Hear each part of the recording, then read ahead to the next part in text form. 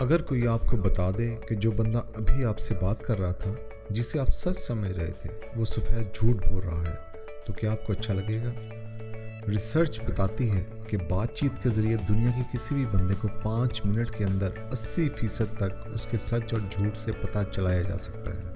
دنیا کی سب سے بڑی خفیہ ایجنسی ISI نے اپنے ایجنٹس کو ہر طرح کے بندے کو صرف چند منٹس میں پرکھنے کی ٹریننگ دی ہوتی ہے، اور باقی سب تحقیقات اس پرکھ کے اوپر ہی ہوتی ہیں۔ اس لیے یہ ایڈوانس کوالٹی کی بہت اہمیت ہے۔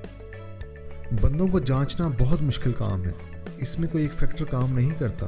شروع میں آپ کو ذرا مشکل ہوگی، بعد میں آپ بہت جلد کسی بندے کو جانچنے کے قابل ہو جائیں گے۔ بندے کو جانچنے اور پرکھنے کے لیے یہ 2 چیزیں لازمی پتہ ہونی چاہیے۔ نمبر 1، اپنے مخاطب کی باڈی لینگویج پر غور کریں، اس کے ہر اینگل اور ایکسپریشن پر گہری نظر رکھیں۔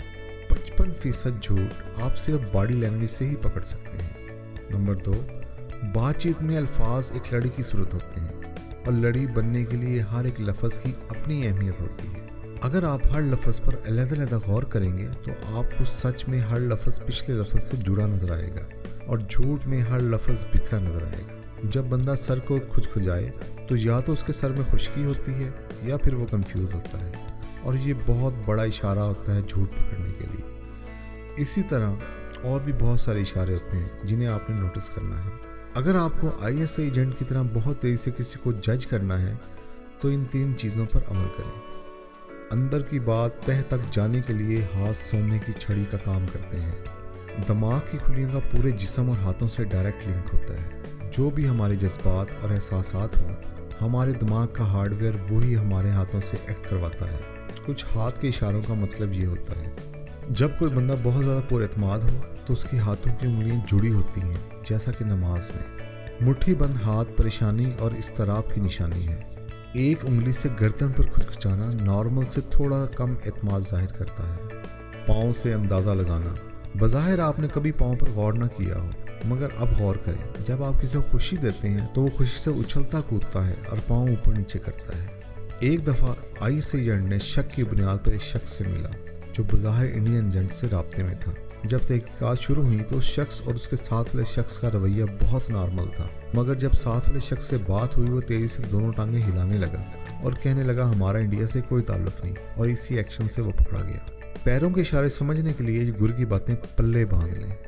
ٹانگوں کو تیزی سے ہلانا تکلیف اور پریشانی کی نشانی ہے۔ کچھ لوگ ہر وقت ٹانگوں کو ہلاتے رہتے ہیں، لیکن آپ اس بات کو نوٹس کر سکتے ہیں کہ وہ ہر وقت ہلا رہے ہیں یا صرف جب ان سے کوئی بات پوچھی جائے تب وہ زور سے ہلاتے ہیں۔ ڈر، خوف اور بے یقینی میں بند ٹانگ کے اوپر ٹانگ رکھ کر ہونٹوں کو دانتوں سے چبانے لگتا ہے۔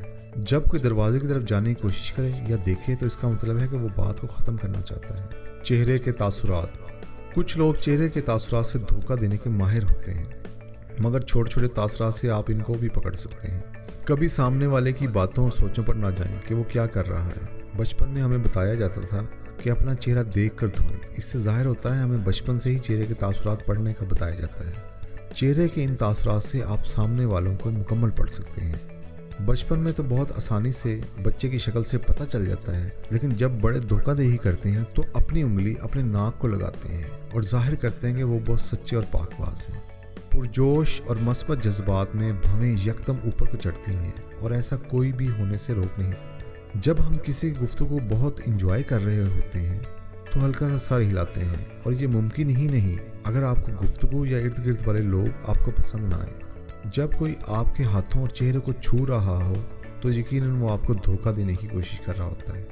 امید ہے آپ یہ چھوٹی سی 3 ٹپس اپنی زندگی میں لا کر ساری زندگی فراڈیوں کو جانچ سکتے ہیں۔